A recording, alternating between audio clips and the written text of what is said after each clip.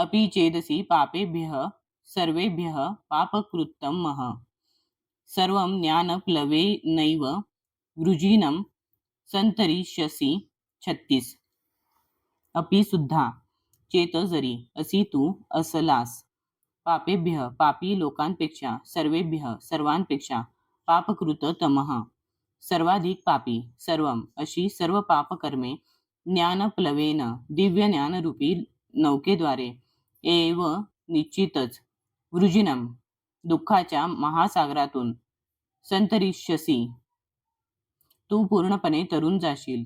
तुला सर्व पापी लोकांमध्ये अत्यधिक पापी जरी समजण्यात आले तरी तू जेव्हा दिव्य ज्ञानरूपी नौकेमध्ये आरूढ होशील तेव्हा तू दुःखरूपी महासागर पार करण्यास समर्थ होशील.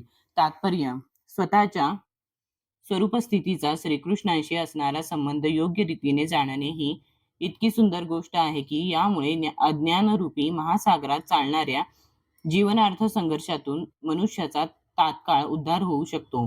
या भौतिक जगाची तुलना कधीकधी अविद्या रूपी महासागराशी आणि कधीकधी वणव्याने पेट घेतलेल्या अरण्याशी करण्यात येते. एखादा मनुष्य कितीही कुशल पोहणारा असला तरी महासागरामध्ये अस्तित्वासाठी करावा लागणारा संघर्ष अत्यंत खडतर असतो.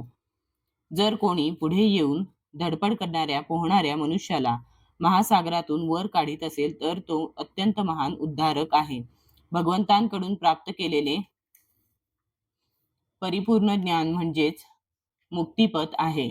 कृष्ण भावना रूपी नौका अत्यंत सुगम आहे आणि त्याचबरोबर ती उदात्तही आहे.